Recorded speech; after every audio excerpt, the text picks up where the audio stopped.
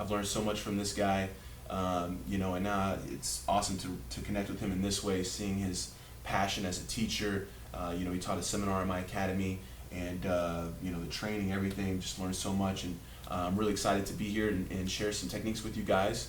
You know, it's hard to find better submissions from the guard than this guy, but I have a few that I'm going to share with today, and hopefully you guys can you know, blend in with what you've already learning from Professor Braulio, and maybe get a little different idea, different perspective. Okay, so we're going to start in the closed guard. Turn this way, and you know, this is actually a grip that I learned a long time ago. You know, I saw the Bravo choke in development. I remember watching Ted Ade hit Bravo chokes for the first time, you know, like 15 years ago, and I was like really intrigued by that. The Bravo became one of my best moves, and then you could see how you could start to attack the Bravo choke from the closed guard, you know, when the gi's open and you're able to break the person's posture down and start to work with this collar here. And one thing that I saw that some people were using is how this collar can also be used to help isolate the arm and trap the arm, all right?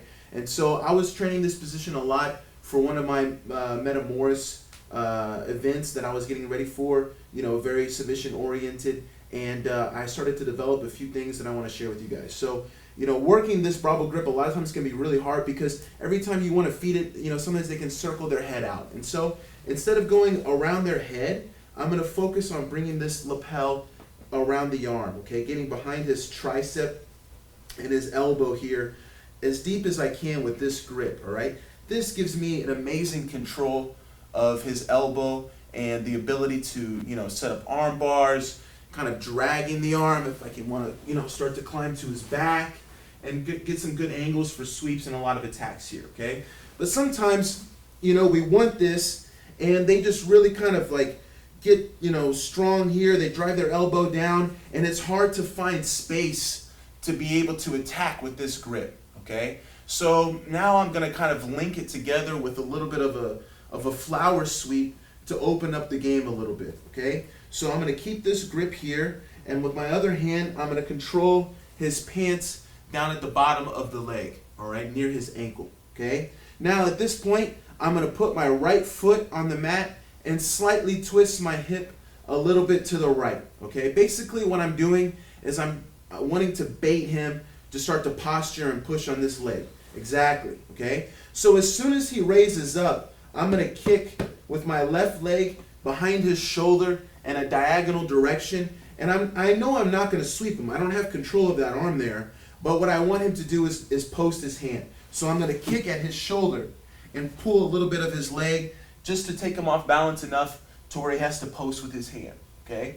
As soon as he posts with his hand, now this kick here is going to turn into a bite, and I'm going to lift my hip, all right? So I'm really pinching my heel down behind his back and his shoulder so I can lift my hip and coil this leg through that space and immediately start to come over his arm and shoot for the triangle, all right?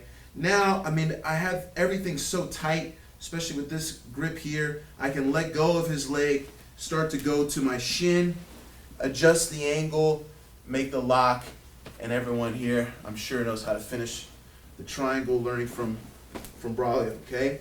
So, you know, a lot of times you can work this, maybe you break their posture, as you've seen from Professor Braulio, and then as they scoop their head out, immediately turn this into a way to, you know, tighten and lock this arm in position, okay? And you know, if you have a little bit and you can get it deeper, really the deeper the better, all right? Now I have this good control here. He knows he's in danger. I mean, obviously, if it's a little weak and you can cross this right away, make your way to the back, you know, maybe build into an armbar position, all that good stuff. But we're saying that he's a little stuck here, okay? So I don't feel like I can make anything happen right away, all right? So now I'm going to grab the pants, put my leg down, and shift just a little bit, you know, to bait him to want to push my leg, all right? And he has to do something because he can't just sit in my closed guard and not try to open. So eventually he's going to posture. Now I'm going to make this kick behind his shoulder going in a diagonal direction here, kind of pull his leg a little bit. Now he has to base, okay? Now I'm going to lock on here, biting my heel down so I can coil my leg through, shoot directly over his shoulder, start to make the triangle from here I can sit up, grab my shin, adjust a little bit, and now I have the finish, all right?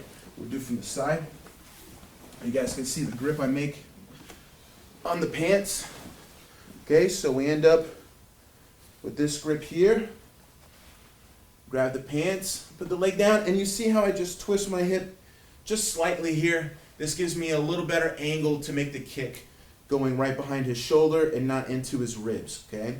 He starts to lean up to posture. I make my kick, pull the leg.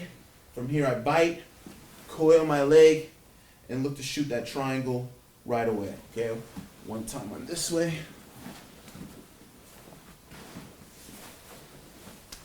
Here, get the grip, make the bait as he postures. And there's your finish.